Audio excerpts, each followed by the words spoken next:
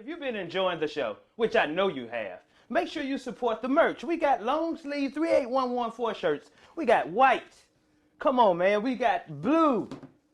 We got red 38114 shirts. Each shirt, whatever color it is, it got the red specks in it. The blue got the blue specks in it. This is my favorite, the green. You know what I'm saying? Represent wealth. It has the green specks in it. Make sure you support the merch at 38114show.com. They are available in small and all the way up to 2X. And if you want to continue to get your laugh on, make sure you support my comedy special. Say It Louder is on a 1 gigabyte USB drive.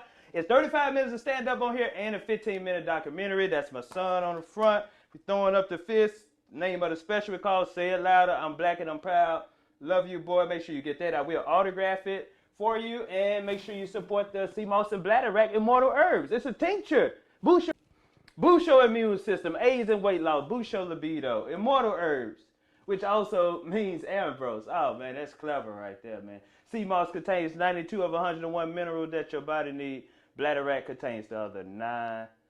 Both algae, Seamoss and Bladderwack is an algae that comes out the ocean. It's full of magnesium, iron, you know, stuff that your body needs. So make sure you take care of yourself. These are available at comedianambrose.com. Everything else, 38114show.com. Make sure you hit that subscribe button, turn that notification on. Shows dropping every Thursday. We might drop 2.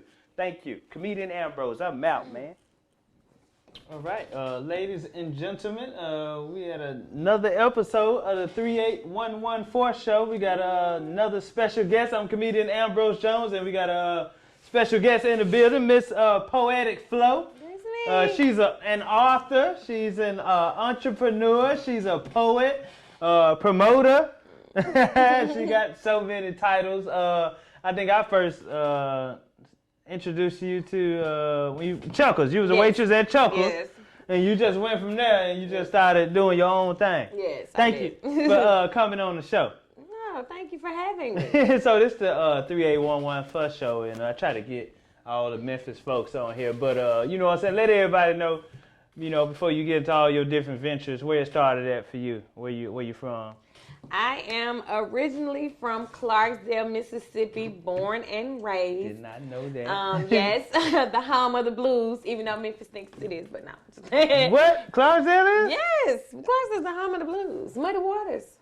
Wow, no, Yes. I didn't even know that now. Yes. Clarksdale, Yes. You know what? They do have a big blues festival up there every year. Okay. We have the Blues Museum. We are very big. So you saying we blues. took that from Mississippi? I think y'all did. I'm not. Don't quote me. Don't quote me. Okay. But I think you did. Okay. Yes. You went to school and everything, and I did. I went to school there. Clarksdale High was a high school. I started out. That's where I got my start at. That's where I started doing poetry, writing poetry, reciting poetry, because my family is very artistic. Okay. So you come from yes. a whole family of artistic people. Artistic people. Like, we play instruments. My grandmother was a playwright.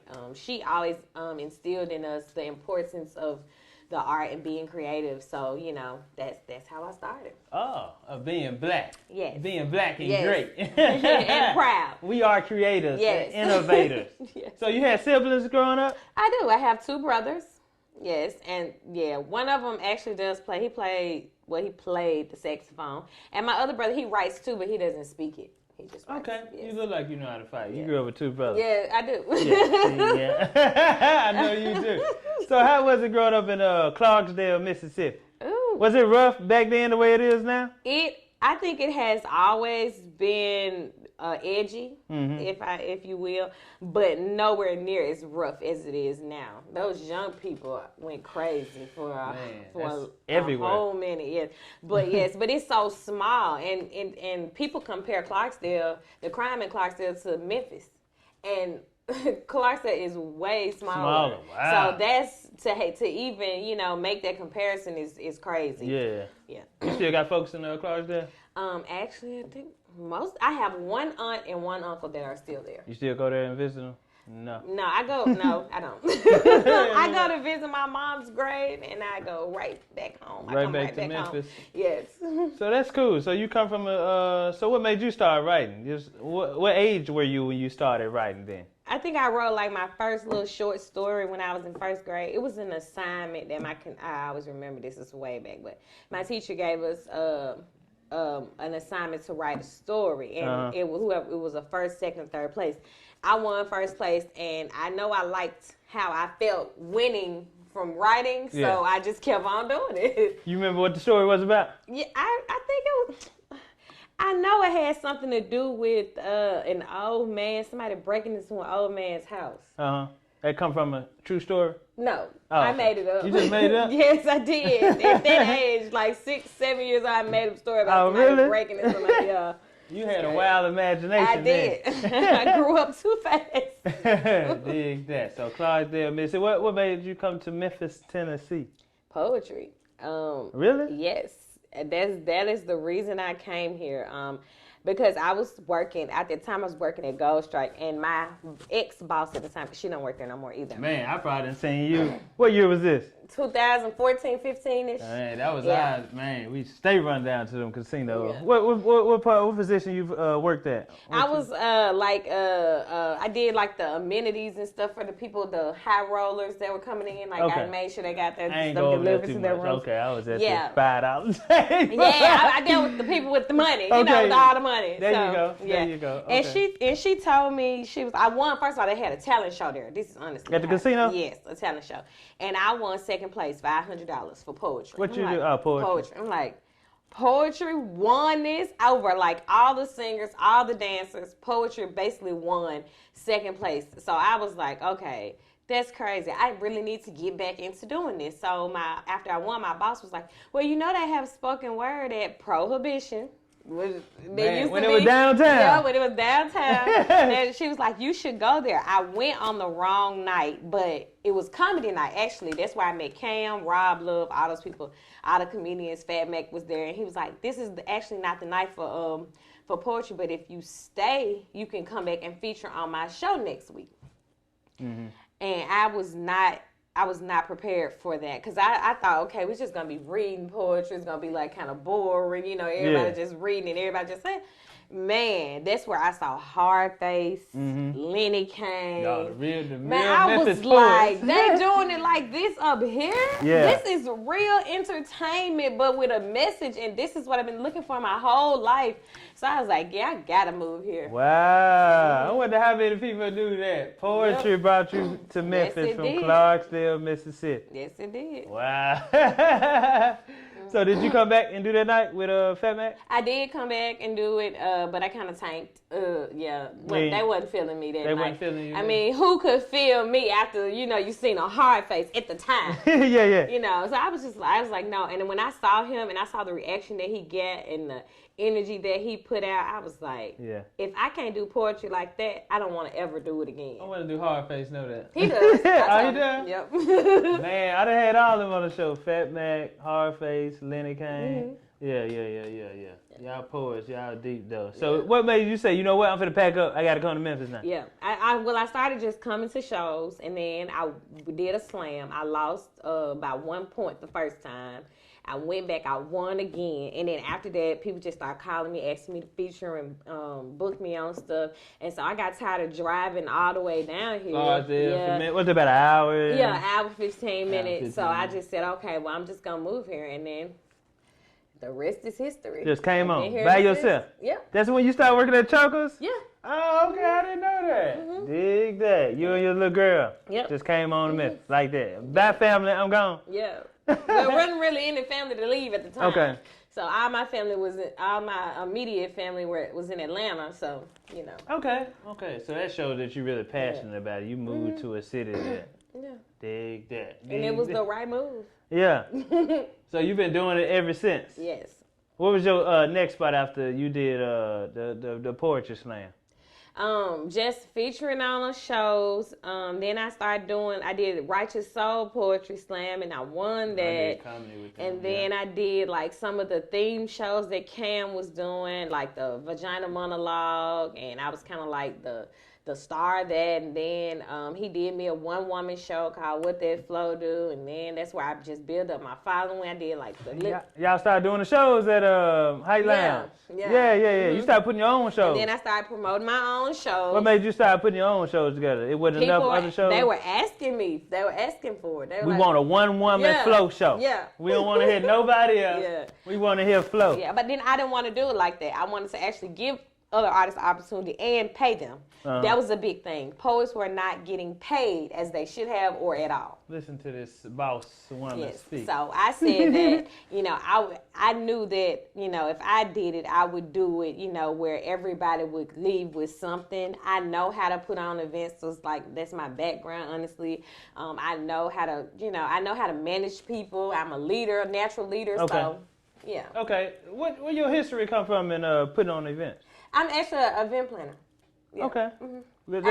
I used to do that back in Atlanta. I did a little bit at home in Clarksdale. I didn't do a lot of it, but I know how to do it. Event planning. And I actually got certified. I'm certified in event planning too. So. Oh, you are certified. Mm-hmm. I'm a bartender too, right? Okay, you're right. Yeah. I know that. Because you used to serve at Chocolate. That's where I met you at. Mm-hmm. Right. It's hospitality. It's all the same thing. So what about Atlanta? When in Atlanta fit in at? Oh, well, I moved to Atlanta, following my best friend. She moved there. I moved there. It's before Memphis? Mm-hmm. Okay. It was just to get a better chance at life. I went to school there. I did bartending and serving the whole time I was there, the whole 10 years. Did you like it? There. It was money, but it is fun and flexible. It's just the people you have to deal with. Atlanta? Memphis people better than Atlanta people? No.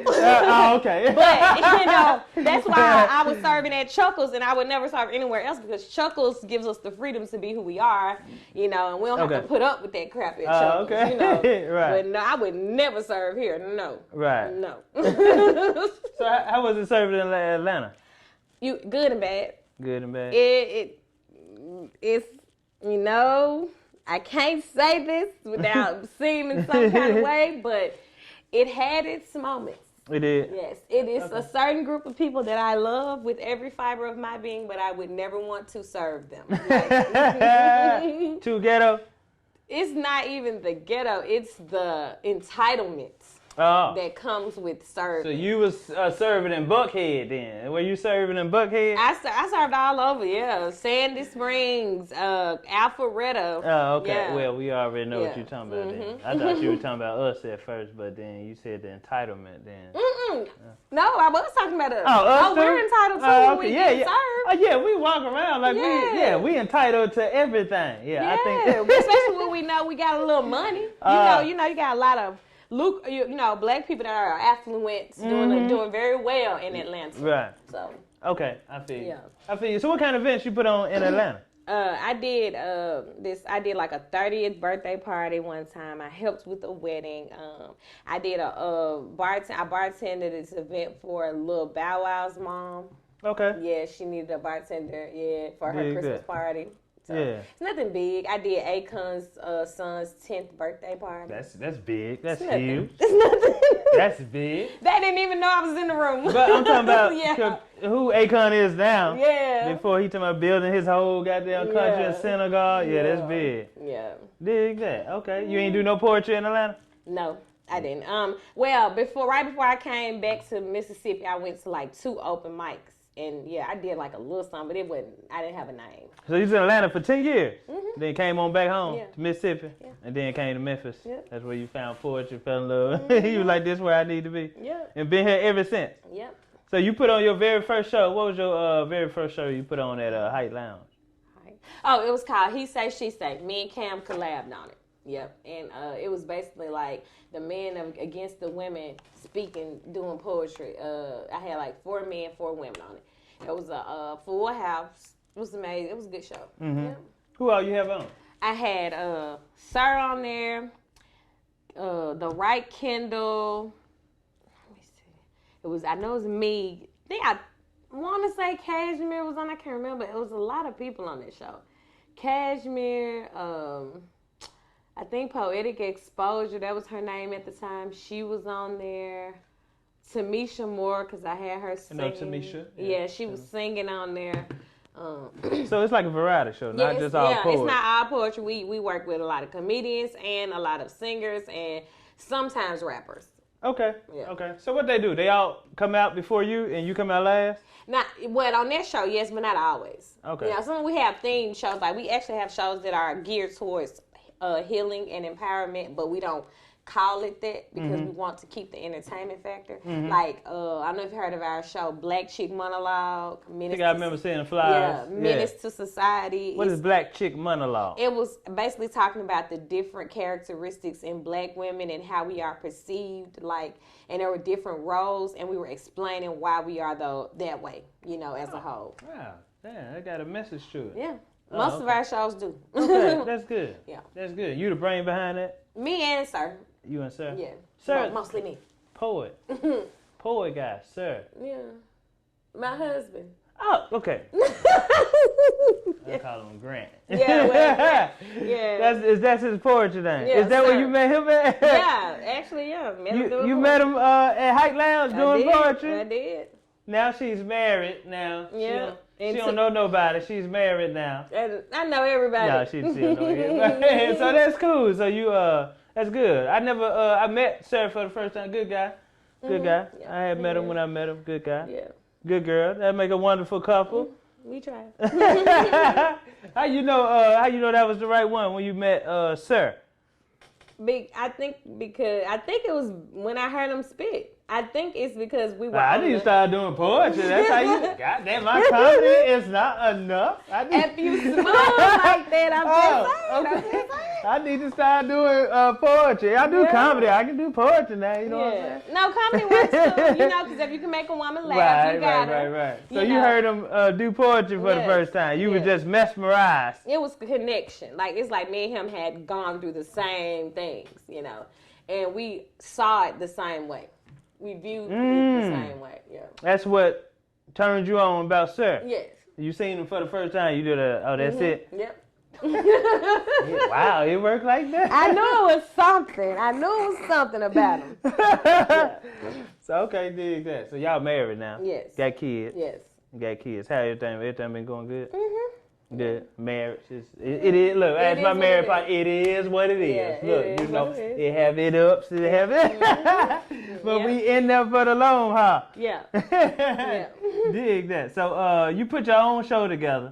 So now, what made you say, you know what, I'm gonna keep on doing these, and I'm gonna start taking them out of town too? So I know you started traveling. Yeah, we went on tour because the people wanted it. They whenever we do a show, the show is over with. I think it's the energy because our shows always have the best energy, and I don't know how we do it, but we do. We have a formula that works. So when the shows are over, we automatically have people inboxing us like, when is the next one? When is the next one? They will literally send money for our next show that we haven't even started promoting. Wow.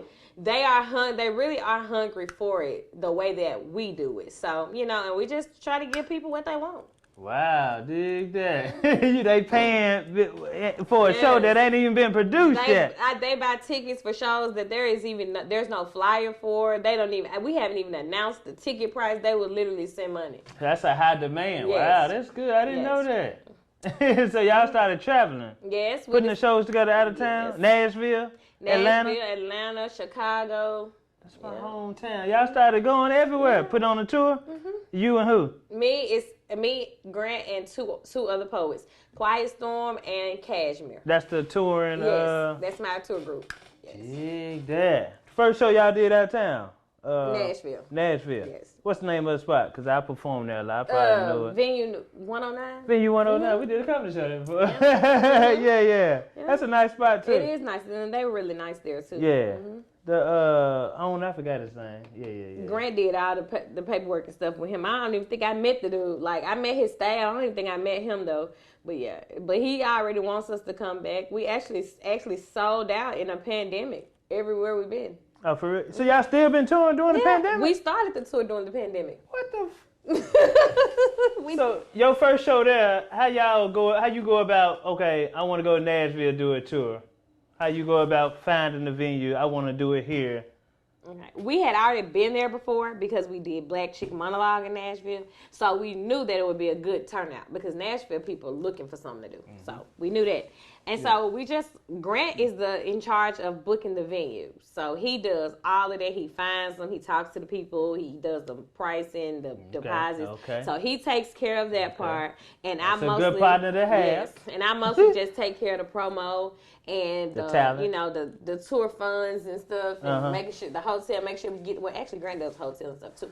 I just make sure everything gets paid for when it's supposed to. Y'all a team. Yeah. Dig that. He doing one thing, you doing. See, okay, that's good. I like that. Yeah. Not just us being together, but we running a business together. And Quiet Storm and Cashmere, they do all the media, all the footage, all the videos and stuff like that too. So. Oh, okay. So everybody play a part in it. Everybody has a part. And we all secured a lot of donations from the city. Wow. Yeah. They actually sponsored the first 3 cities. We didn't even pay for anything. The city? Yeah. What you mean? Memphis. People in Memphis. What you mean? You just put up a GoFundMe account? No, not a GoFundMe. We just asked everybody that we knew for $5 to help us with the tour. And of course, they sent more than 5. So, we had some 5s, some hundreds. Start doing it. What's wrong with it? If, that's the city they said they wanted this, so. We asked them to show us And that's the side of the Memphis poetry scene that you don't hear about. Exactly. That y'all out traveling and everything. Yeah. So during the pandemic hit in March, when y'all do a show at a time? May was the first one. Where y'all go? Back to Nashville? Nashville, and then we took a break, and then September. No, we didn't go. We were booked in May. We canceled it. We also were booked at Webster University, and that got canceled. Where is that? That was in St. Louis. We were booked in St. Louis as well. So our first show was in August. Okay. And that was Nashville. And then September was Atlanta.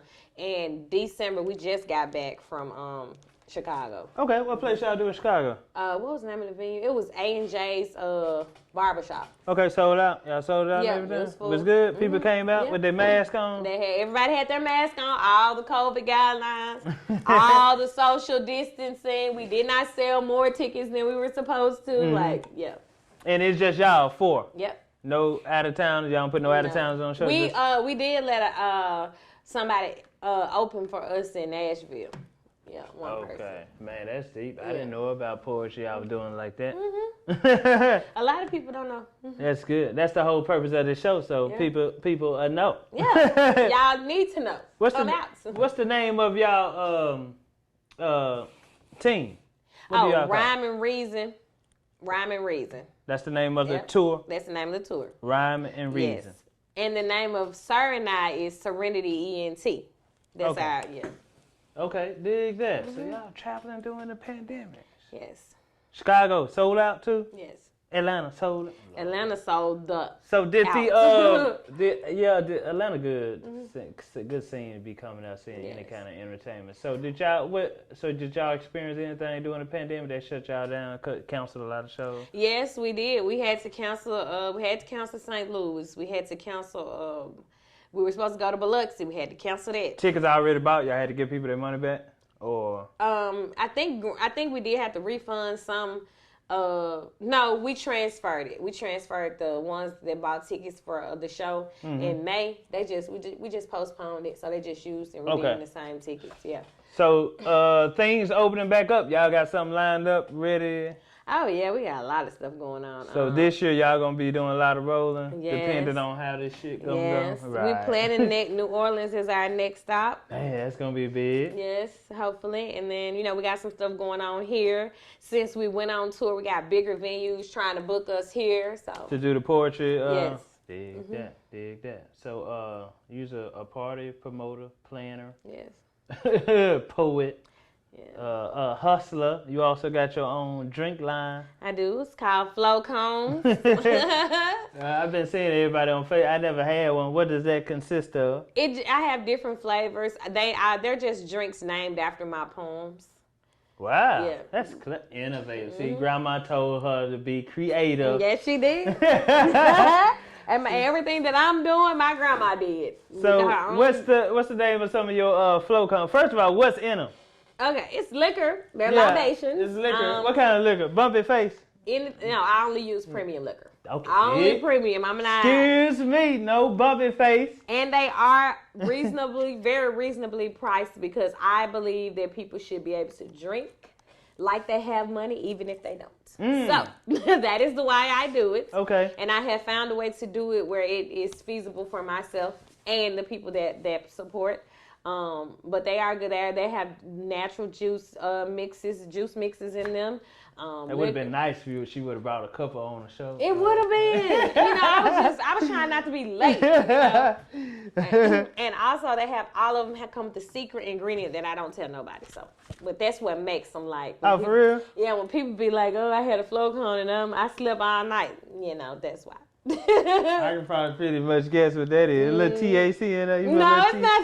Little THC butter in there. It's not in there. So Flo Cone, premium alcohol, natural juices from fruit. Yes. This ain't no Minute Maid. No. This is natural juices. Yeah, natural juices. Yes. Premium alcohol. Yes. Oh yeah, I gotta try that. I would have tried one right here on the show.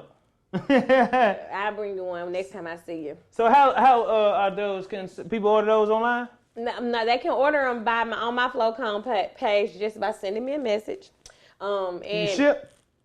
Well, we ain't supposed to say yeah, ship, no, I don't. Yeah, I don't, ship. But we'll get it to you. Don't ship.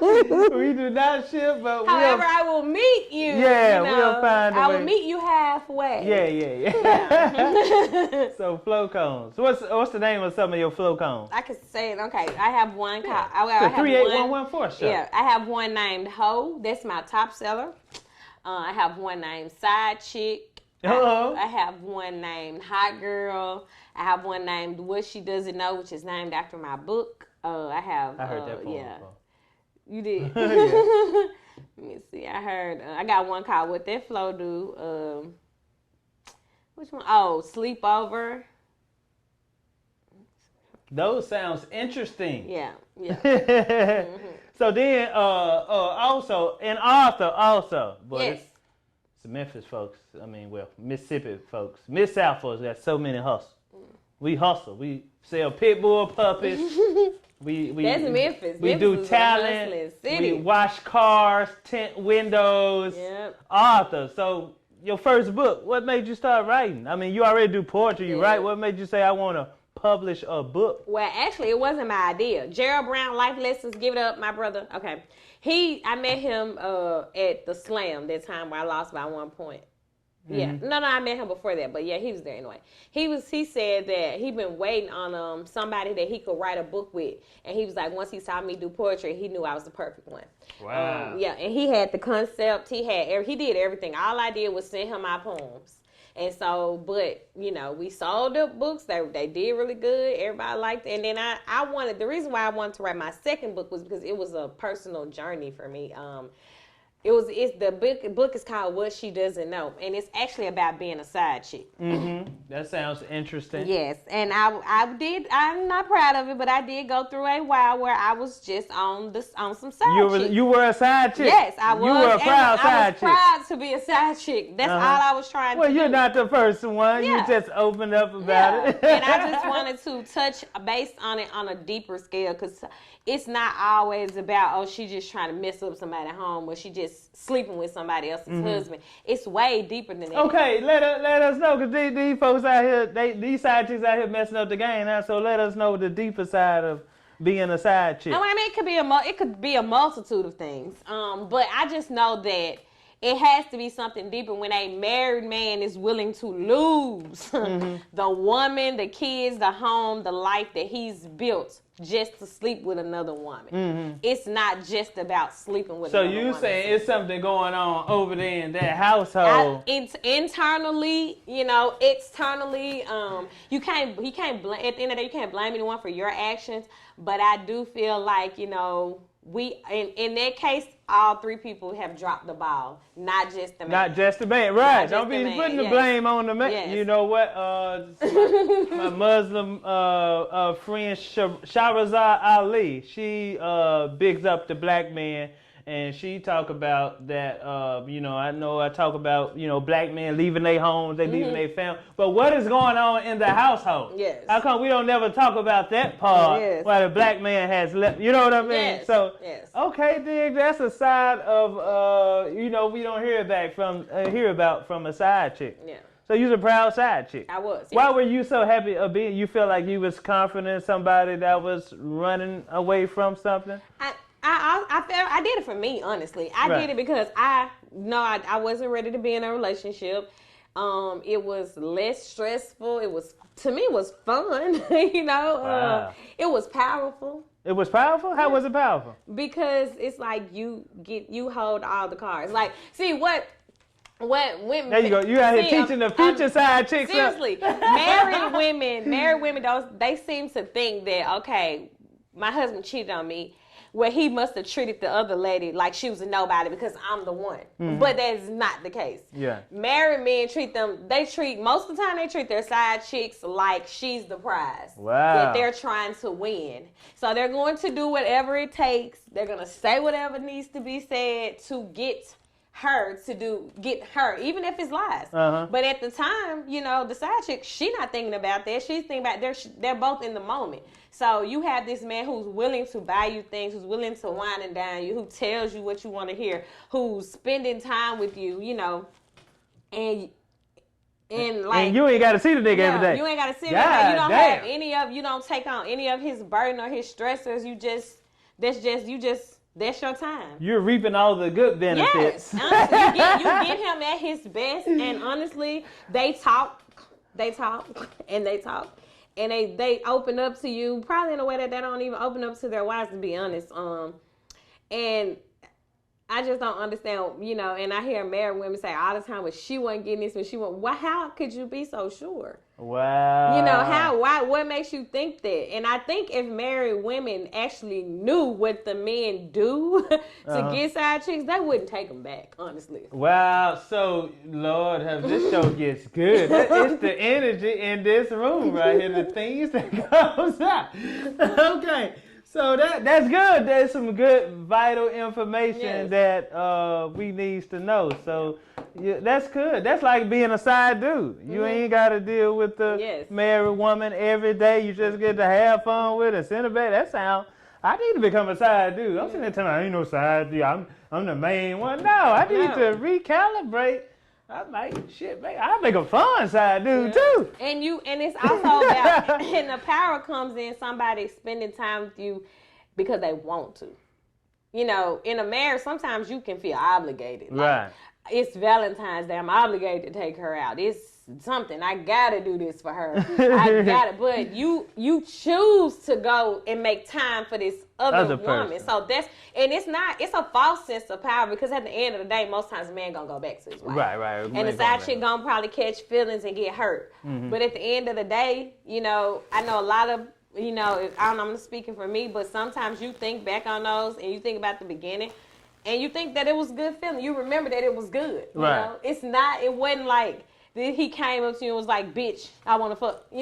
This was a man who actually treated you like you were worth something for a moment. Wow. So you were a happy, proud side chick. I was. But now you are a wife. Hey, yeah. So, but you know what to take to keep your husband, because you were a side chick, right? Yes. And I also have a husband that actually, he's mature enough to, where I'm mature enough and he's mature enough where we actually have these conversations. Wow, that's good conversation. We talk about this. He knows, he read my book, Right. So he knows this, and, he understands it. And was he a side piece to somebody too? Probably. We all was a side piece to somebody. Maybe, I don't know. Maybe he was. It wasn't for too long. Look, I maybe thought I was the main course. I might have been the goddamn. Yeah.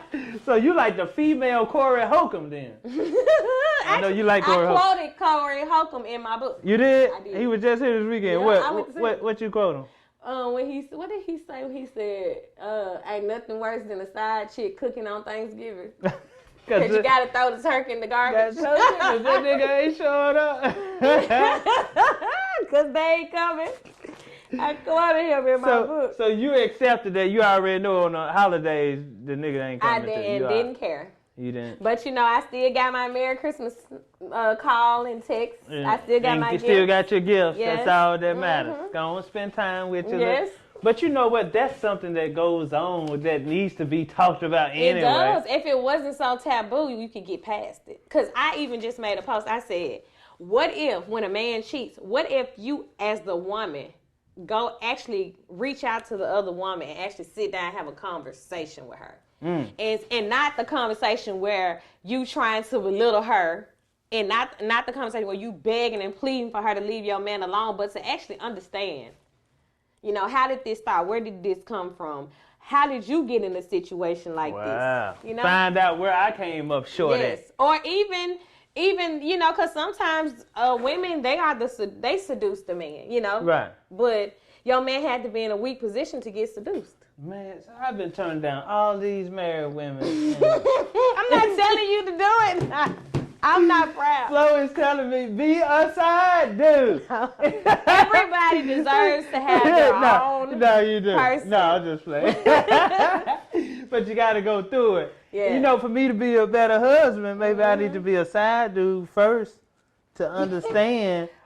If you think so. If you say so. So hold on, this is good because I really look up to couples, especially black couples, man. All my married partners are married. Most of my fans are married couples. Y'all even came to a show not too long ago. And so this is my thing. I would like to find an honest woman where we can sit up and have those conversations like y'all have about cheating, about you know what I mean? So we can get out on the table. What you like, what you don't like. You know what I'm saying? So, and I feel like if I can find an honest woman that we can, I think if a woman be honest, that'll open up a man to be more honest. Am I right about that? Am I right about that? If a woman be honest, that allows her man to be more honest. And I'm, in my book I said, ask him questions and listen for the answer. Ask him if he's happy. And let him tell you. Because if you talk to a married couple, you ask the woman, are they happy? Oh, yeah. You ask the man, it's a totally different story. And I've been in those situations where it's two totally different stories, even based on the Facebook. You can see on the Facebook post. But if you actually sat down and asked him, and men need to be honest about what they really want, what they need. That's good. Okay, that's true, too. That's true, too. And, I was thinking about this, that men can't tell women the truth because I don't think they can handle, men can't tell women the truth because 9 times out of 10, sometimes y'all don't be telling the truth. And y'all can't handle it. You can't tell the truth to a person that's lying also. And women can't tell the truth to men because we can't handle it. Right. That's what I think. So until we both can handle it, there's gonna always be secrets in the relationship, and it ain't gonna work out if y'all can't be honest with each other. Lord have mercy. I need to get this book. Where can they find these two books? You can find on Amazon. Just search Pillow Talk. And you can find my book on www.smashwords.com. Type in What She Doesn't Know. Or you can hit me up on my Facebook. I have a What She Doesn't Know page. You can send me a message on there, and I can actually mail you a book, ship you a book out, or if you're in Memphis, I can meet you with a book and bring it to you. And the author is? Ranieka Johnson. Ranieka Johnson. That's a Mississippi government name. Yes, it is. RJ, Ranieka Johnson. Yes. So this, What She Doesn't Know, that's the book about. That's the name of the book, yes. That's the book about your days of being a side chick. It is. For 10 years. No, how 10 long? years. It was like 2. Oh, 2 years. Okay, you had fun. See, boy, this is good. I need to get that book. So you saying all women need to get that book? Especially the ones that's a side chick. And I have gotten some positive reviews from women, married women. They love it. I need to get that. I need to read that because I'm thinking about becoming a side chick. Around here turning down all these married women. That's the truth. If the truth get out there, then we all will be better as a people. That's good that you and your husband can have conversations like that. It took a while to get to that point, or y'all just started off like that? Nope. I come in the door with I'm transparent because I want to give you the opportunity to tell me if you can deal with it or not. Woo! It hurts us. But you know, if a woman tell it, it's gonna hurt. Yeah. But you gotta accept it. I gotta give you a choice. Yeah. And if my woman tell me the truth, then I gotta tell you my truth. I can feel like you can handle my truth if you just told me your truth. But if you haven't told me your truth, I can't tell you mine because you ain't gonna. Boy, God damn it, Miss Poe, and let everybody know where your social media info at, how they can get in contact with you if they want to book you for a poetry slam, all that information. Okay, my Facebook is Ranieka F. Butler. That is my married name. My What She Doesn't Know, I have 2 fan pages, Poetic Flo and What She Doesn't Know. My Instagram is at What That Flo Do. You can check out all the things we have going on www.serenityent.com, and that's Serenity with an ISIRENITY.com. Okay, and I'm comedian Ambrose Jones, and y'all make sure y'all hit that subscribe and notification. But you make sure you get my comedy special, Say It Louder, is on a 1 gigabyte USB drive. You can get that on my website, comedianambrose.com, and then you can get my immortal herbs. That's Seamoss and Bladderwack tincture. Seamoss and Bladderwack soaked in 80 proof vodka. See, I make my own drinks too. And the vodka extracts all the minerals out of the herbs, and you take it sublingually under your tongue. Boost your immune system, boost your libido, also aids in weight loss. Seamoss contains 92 of 101 minerals that your body needs, and Bladderwack contains the other 9. And yeah, support the merch. We got the 38114 shirts in. We got them in red, blue, white. You can get those on 38114show.com from small to 2X. The poem, What She Don't Know. Can you give us a little piece of that before we go? You mean What That Flo Do, right? What That Flo Do. Okay. What That Flo Do. A little piece of it? A little piece of it. All right. If I can remember, I ain't done it so long. My mama died in 2005, and she ain't leave me no money, no house, no cars, no clothes. She ain't leave none of that shit. Not even a substitution, but she did leave me a dining room table and some good ass pussy. Now, this pussy has been lost. This pussy has been abused. This pussy has been way too generous and somewhat confused, just like a while back, where I didn't know if I was in a situationship or a relationship. See, for the first time, I really couldn't say. All I knew was that the nigga was fucking me so good, I was just being faithful anyway. Plus, he got that curve flow, y'all. Nobody does it better. When he do it right, we don't go to Red Lobster. I bring that nigga food from Cheddar's. Oh, yes, he's the best. From the mic to my chair, fully dressed, he got me wet. Now, I ain't gonna reveal too much more because I know you already know who's who, so enough about him. What that Flo do? That's good. Appreciate it for coming too. Thank y'all for tuning in. This is for 38114 show. Appreciate that. Oh, Yay! man. Good show.